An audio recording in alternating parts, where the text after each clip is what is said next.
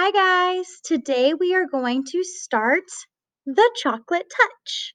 This book is written by Patrick Skeen Catling, and it is worth 2 AR points, and it's a level 4.7.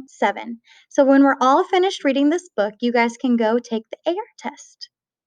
All right, before I begin, just remember Mrs. Medellis makes mistakes when she reads, just like everybody else. So she may need to correct herself a few times, and that's okay. The Chocolate Touch, Chapter 1. Most of the time, John Midas was a very nice boy. Every now and then, of course, he broke a rule, such as the rule against pretending to be a tiger when his sister Mary was supposed to be getting sleep.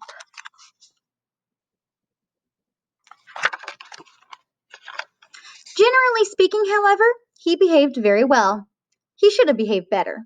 But he lived in a comfortable house surrounded by a green lawn and widespread shade trees that were suitable for climbing. His mother was gentle as well as practical.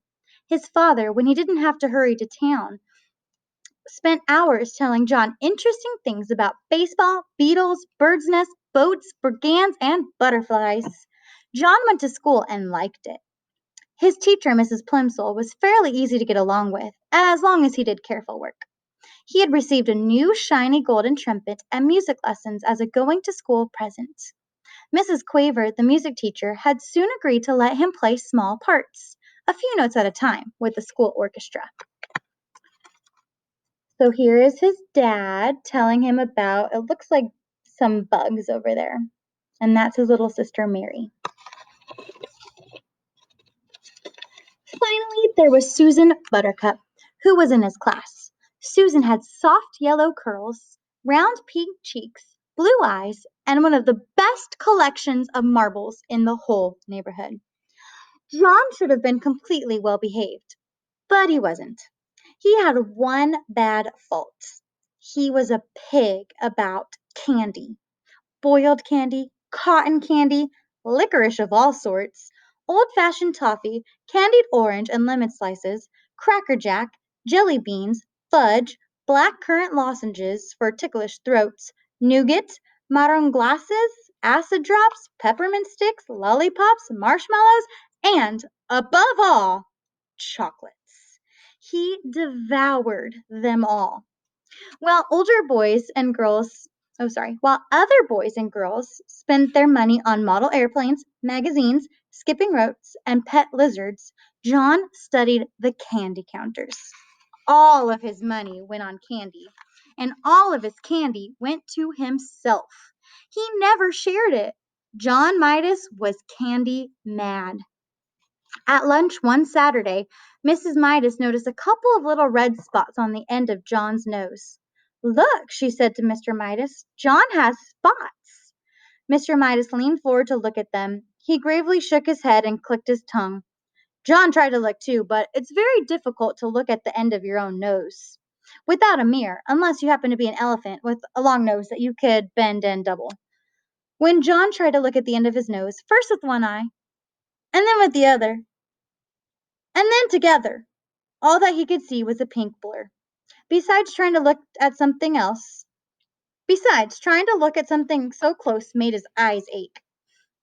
"I can't see my spots, Mother," John said. "Well, I can," Mr. Midas said. "Just 'cause you don't see anything doesn't always mean it isn't there. Try feeling the end of your nose with the finger." John rubbed his finger over the tip of his nose, and it felt a bit rough. "It might be measles," Mrs. Midas said anxiously. She placed her hand on John's forehead to feel whether he was warmer than usual. "But I don't think he has a temperature," she decided. "I suspect John has been eating too much candy again," Mr. Midas said. "Have you been eating candy this morning, John?" "Some," John admitted. "What?" Mr. Midas asked.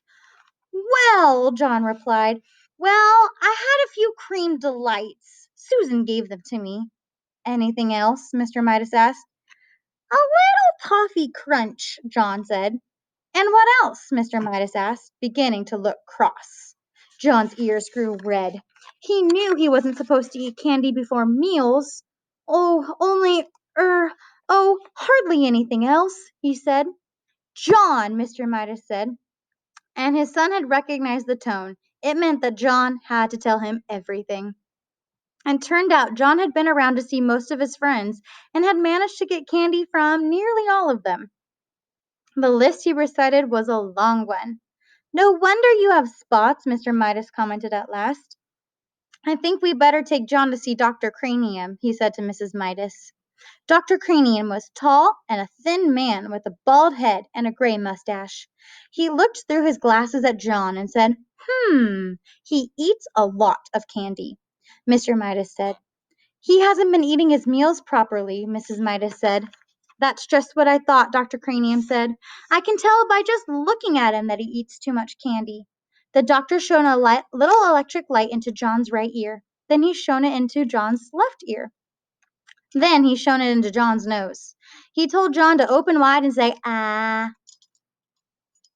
Then he shone the light directly into John's mouth. Much too much candy.